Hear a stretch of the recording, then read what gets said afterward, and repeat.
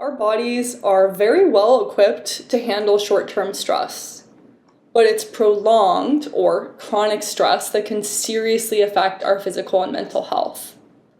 Chronic stress builds slowly. It accumulates from the ongoing weight of everyday stressors. So unlike with acute stress or trauma, it rarely stems from one clear catastrophic event. It often comes from smaller painful experiences that repeat over time. Let's take a really common example of growing up in a fat-phobic culture and experiencing chronic stress related to body image. As kids, we may go through a natural phase of gaining weight, and let's say we're heavier for a period than our peers.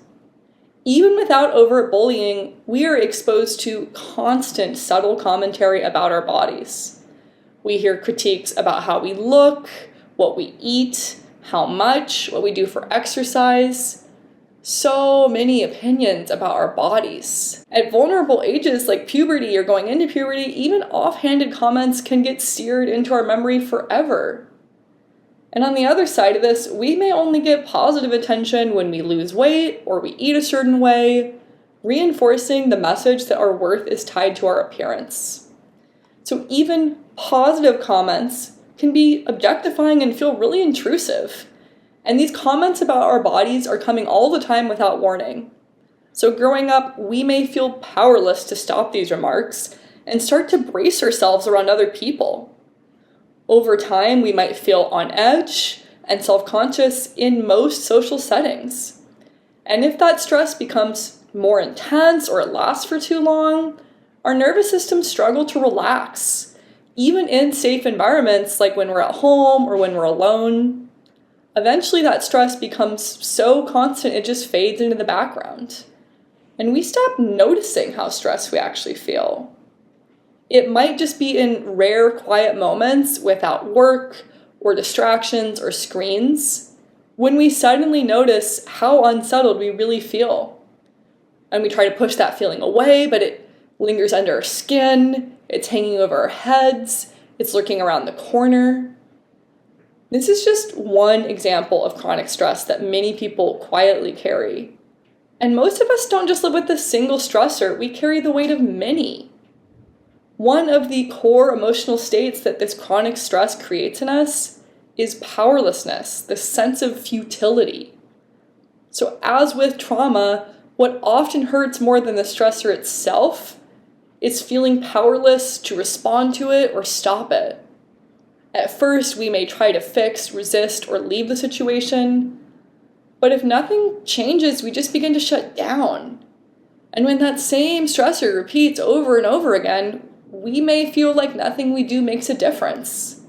We can't always predict when the next painful or anxiety-provoking moment will come, but we live with that constant sinking feeling that it will.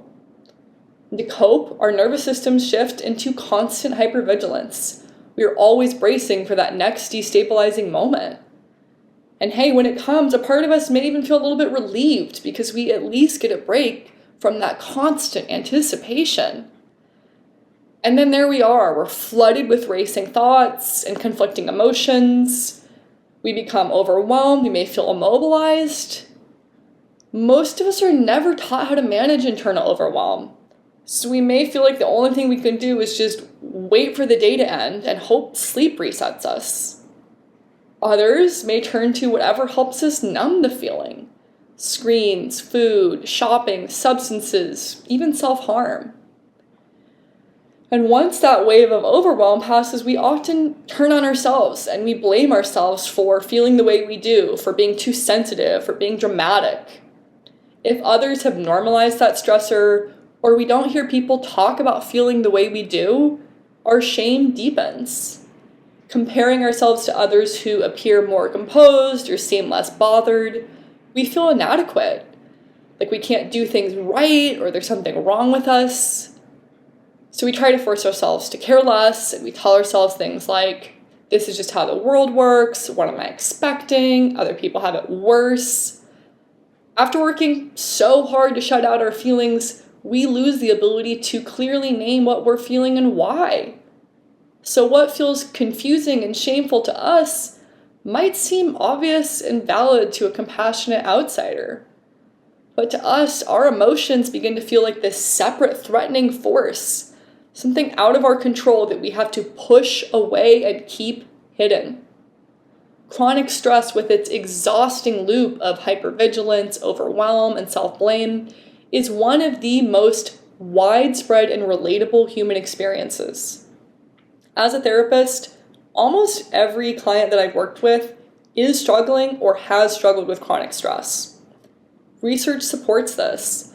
Studies estimate that 50 to 60% of the global population suffers negative impacts from stress, and stress levels have worsened since the start of the 21st century.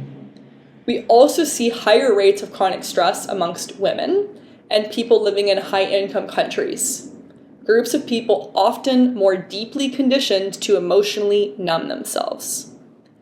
Every single year, about 1/3 of people worldwide report feeling so stressed they can't cope enough to manage their daily responsibilities or go to work. The fact that chronic stress is this common does not make it okay. This forces us to hold two hard truths at once. Chronic stress is a reality for most people alive today, and it doesn't have to be this way. Life does not have to be chronically stressful. Humans and the systems we've built are what make it that way. So while short-term stress is natural and unavoidable, most chronic stress isn't. It is artificial, created and sustained by humans. And although we're the ones producing it, creating stressful environments isn't natural to humans either. Our failure to build a safe, fulfilling world for most people doesn't reflect something broken or bad in human nature.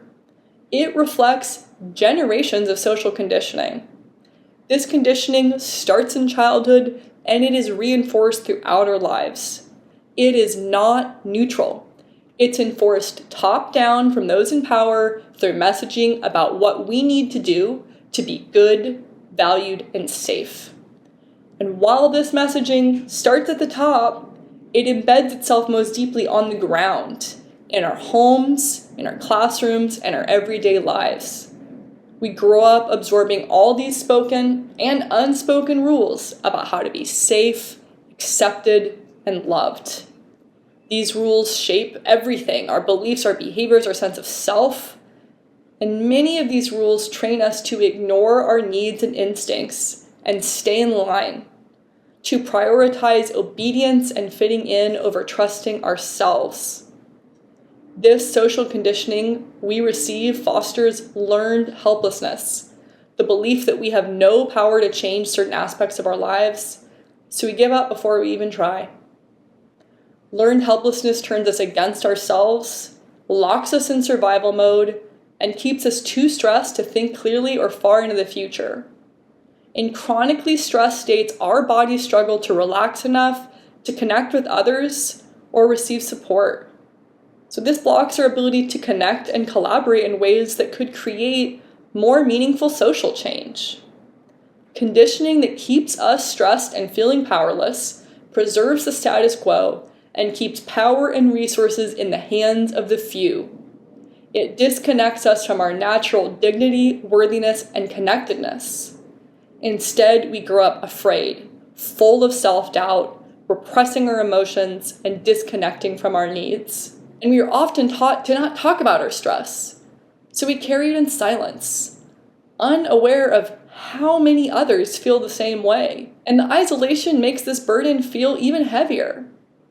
So while this isn't the time or place to unpack every form of social conditioning we receive, in our next video, we'll focus on the core aspect of mainstream conditioning that makes us the most susceptible to chronic stress.